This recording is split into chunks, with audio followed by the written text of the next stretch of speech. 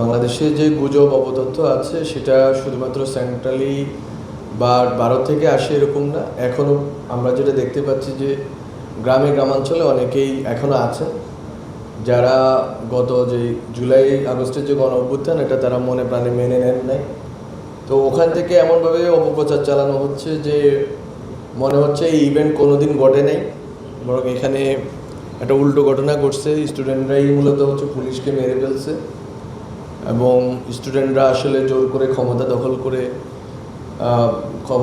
করছে, এরকম কিছু বয়ান আপনারা দেখবেন স্থানীয় জায়গা থেকে আসতেছে। তো এরকমভাবে আমি বলতেছি না আপনারা পলিটিক্যাল জায়গা থেকে আপনারা এটাকে ডিল করেন, কিন্তু যেটা মিথ্যা তথ্য এবং অপতথ্য এটাকে আপনাদেরকে মোকাবেলা করতে হবে। এবং এটার সাথে ধর্মীয় কিছু ইস্যু আছে। আমি মনে করি বাংলাদেশের সমাজ যেহেতু ধর্মীয় একটা আবেগ আছে মানুষের ভিতরে, তো ওই আবেগকে পুঁজি করে অনেক সময় অনেক কর্মকাণ্ড হয় যেটা হচ্ছে স্থানীয় জেলা বা অঞ্চলগুলোতে হয়।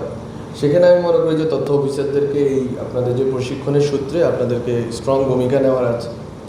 কারণ সোশ্যাল আনরেস্ট যেটা তৈরি হয় বিশেষ করে ধর্মীয় বিভিন্ন সেক্ট, অথবা একজন ইমামকে আমার পছন্দ হইলো না, তাকে আমি একটা অভিযোগ দিয়ে তাকে মারধর করা হইলো, অথবা তার বিরুদ্ধে অভিযোগ আছে এটা আসলে প্রমাণিত না, কিন্তু ওইখানে একটা এক ধরনের ক্ল্যাশ তৈরি হইল, এটা কিন্তু আর একটা স্থানীয় জায়গাতে থাকে না।